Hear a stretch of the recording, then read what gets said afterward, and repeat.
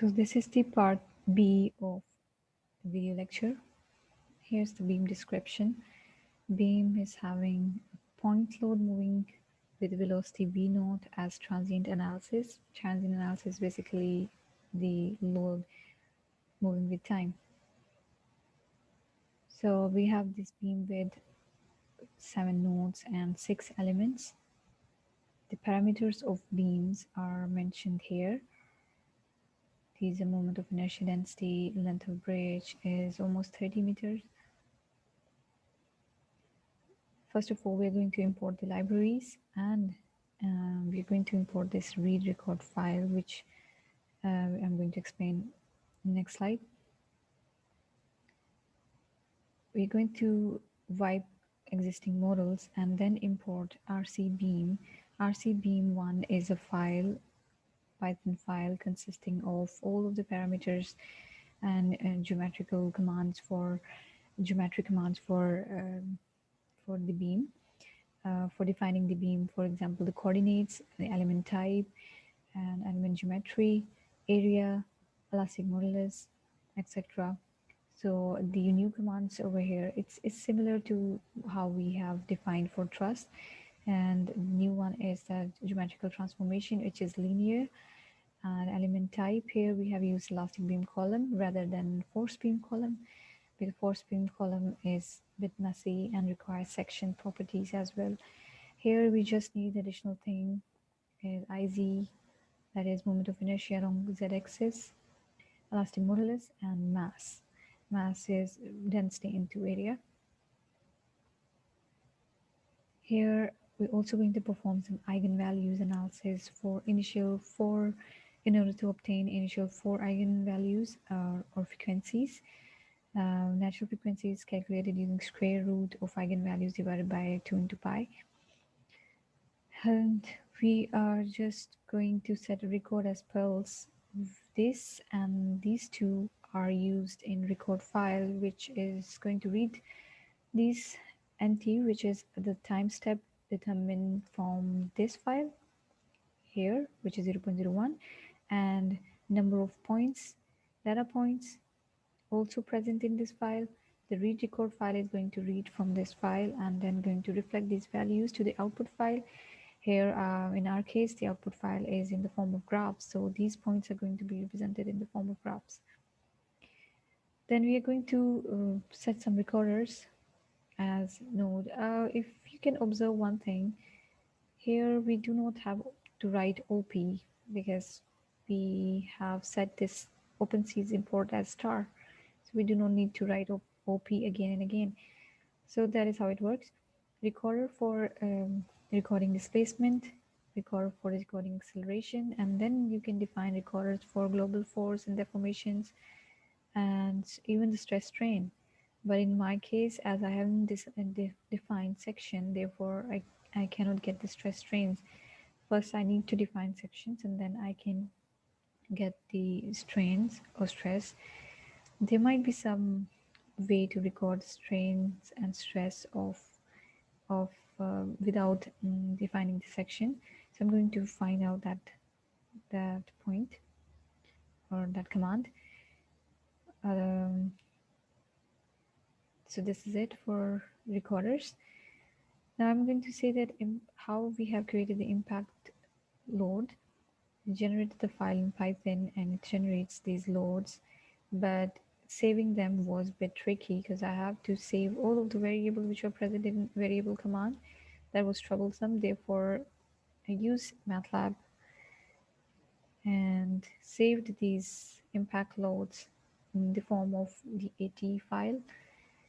These are the impact loading in different nodes for velocity 10 meters per second. As you can see at node 1, node 2, 3, 4, 5, and 6. These impact files are then going to be used in time series here. If it was an earthquake loading, there would have been just one time series, and this one, instead of this impact 1, there would have been just earthquake loading file.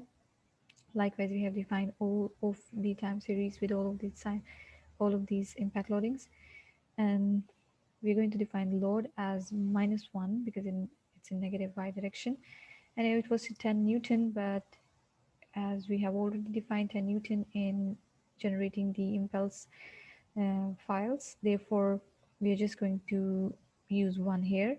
And also as it was in Newton, that is kg meter per second square, so meter per second square of gravity is not to be used here, therefore it is also going to be set as 1.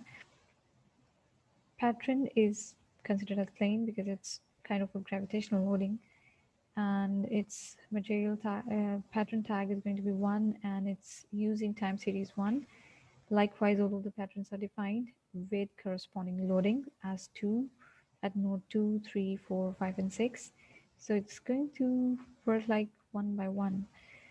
So this whole process is when a vehicle is crossing the bridge in 3 seconds. 3 seconds is how the length of bridge is 30 meter, and 10 meter per second is the velocity, so only 3 seconds is going to take to cross the bridge. This whole process is going to be within 3 seconds, and the output is the reflection of these whole impacts at different nodes. I'm going to set some damping factors and wiping the analysis. Old analysis should be deleted and all its component objects. Then we are going to set the system as brand general. For Truss, we used band SPD. The constraints are considered as plain, and here we have to set iterations of 10 as normal displacement increment, and again numerator as RCM, integrated a new mark with alpha value as 0.5 and beta as 0.25.